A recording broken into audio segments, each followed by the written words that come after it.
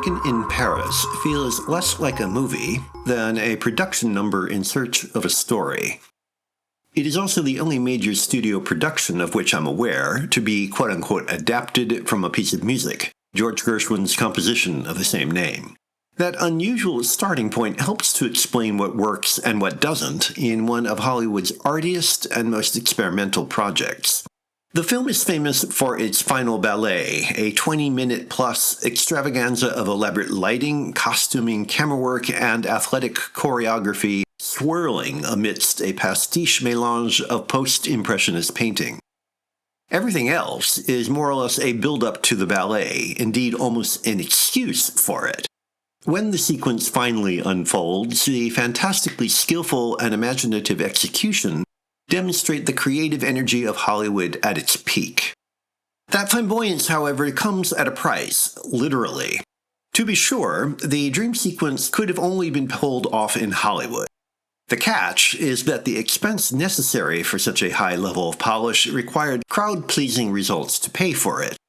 That meant meeting generic expectations and, most critically, narrative elaboration.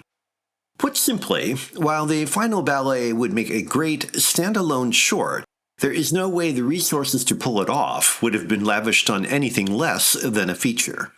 So a story was cobbled together with familiar Gershwin tunes to distract until the final reel.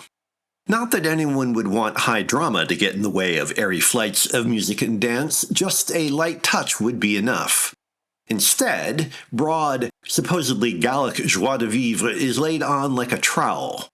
One debatable excuse for a song follows another with almost random relevance until the contrived love complications between aspiring artist Gerry Mulligan, Gene Kelly, and Lise Bouvier, Leslie Caron, get going.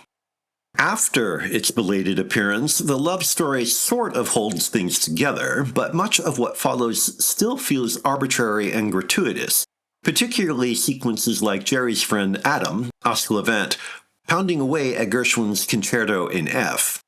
The scene is moderately diverting, but like Georges Guettari's White Tie and Tails stage performance, it is a narrative dead end that pads the back of a napkin story.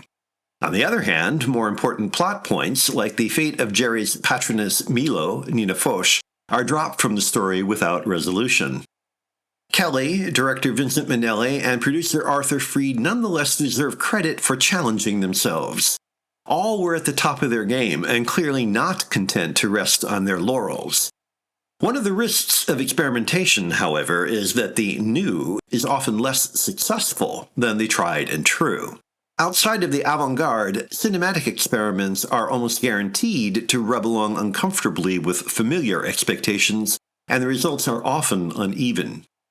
An American in Paris, famous and honored as it may be, is thus something of a one-off, more a flashy footnote to stellar careers than a standalone achievement.